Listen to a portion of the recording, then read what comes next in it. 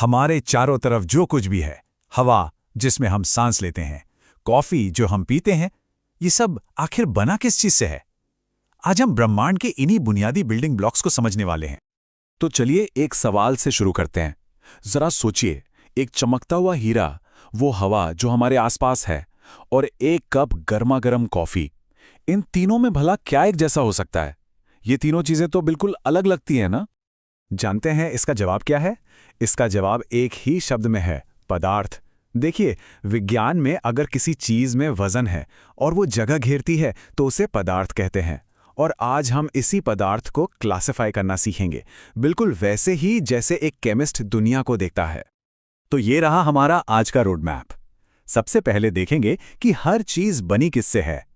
फिर शुद्ध पदार्थों और मिश्रणों का फर्क समझेंगे, जानेंगे कि फिजिकल और केमिकल चेंजेस क्या होते हैं, और आखिर में इन सब चीजों को अपनी रसोई में ही खोज निकालेंगे। केमिस्ट्री की दुनिया में हर पदार्थ को दो बड़े परिवारों में बांटा जा सकता है। ये केमिस्ट का दुनिया को देखने का नजरिया है, और यहीं से हमारी खोज शुरू होती है। पहला परिवार है शुद्ध पदार्थ। इन्हें ऐसे समझिए जैसे ये सोने का बिस्किट हो, हर हिस्सा बिल्कुल एक जैसा, और इनकी पहचान कभी नहीं बदलती। आप इन्हें साधारण भौतिक तरीकों से और सरल नहीं बना सकते। अब इस परिवार के अंदर भी दो सदस्य हैं, एक है तत्व और दूसरा है यौगिक।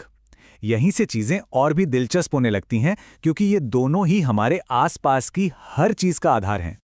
तत्व पदार्थ का सबसे शुद्ध और सरल रूप है।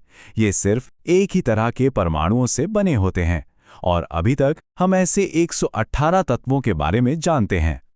और यौगिक कैसे बनते हैं, इसका सबसे अच्छा उदाहरण है पानी। देखिए, जब हाइड्रोजन और ऑक्सीजन, दो अलग अलग तत्व, एक तय अनुपात में रासायनिक तौर पर जुड़ते हैं, तो वो पानी जैसी पूरी तरह से एक नई चीज बनाते हैं। और कमाल की बात यह है कि पानी के गुण उन दोनों गैसों से बिल्कुल अलग होते हैं जिनसे वो बना है।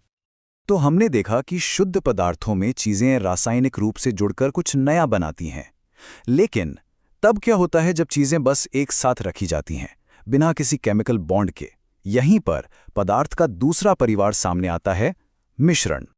तो अब हमारे पास दो बड़े आइडियाज हैं, शुद्ध पदार्थ और मिश्रण। आइए इन दोनों को और गहराई से देखते हैं, खासकर मिश्रणों के प्रकारों को, ताकि इनके बीच का अंतर बिल्कुल साफ हो जाए। मिश्रण दो तरह के होते हैं। पहले हैं समांगी, जिसमें सब कुछ एक जैसा घुल-मिल जाता है, जैसे पानी में चीनी। आप देखकर बता नहीं सकते कि चीनी कहाँ है और पानी कहाँ।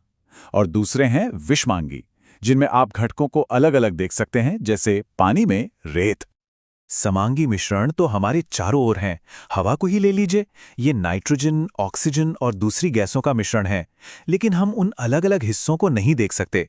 ये पूरी तरह से एक जैसा दिखता है, और यही एक समांगी मिश्रण की पहचान है। दूसरी तरफ विषांगी मिश्रणों में आप घटकों को आसानी से देख सकते हैं। इसका सबसे क्लासिक उदाहरण है तेल और पानी। उन्हें कितना भी मिलाने की कोशिश करें, वो हमेशा अलग अलग परतों में बंट जाते हैं। वे कभी भी एक समान नहीं होते। ये टेबल इन दोनों के बीच के अंतर को बिल्कुल साफ कर देती है। लेकिन सबसे बड़ा फर्क गुण वाली लाइन में है। याद रखिए, यौगिक बनने पर नए गुण बनते हैं, जबकि मिश्रण में हर चीज अपने असली गुण बनाए रखती है। असल में यही सबसे जरूरी बात है। ठीक है, तो अब हम पदार्थ को पहचानना और उसे वर्गीकृत करना जानते हैं। लेकिन कहानी यहीं खत्म नहीं होती। पदार्थ एक जैसा नहीं रहता, ये बदलता है। तो अब सवाल ये है कि ये कैसे बदलता है? पहला है भौतिक परिवर्तन।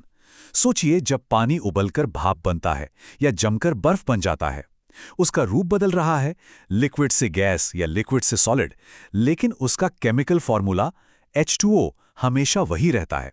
वो अब भी पानी ही है। ये परिवर्तन हर जगह होते हैं। कागज को फाड़ना हो या चीनी को पानी में घोलना, सिर्फ उसका रूप बदल रहा है, उसकी पहचान नहीं। ये सिर्फ एक बाहरी बदलाव है।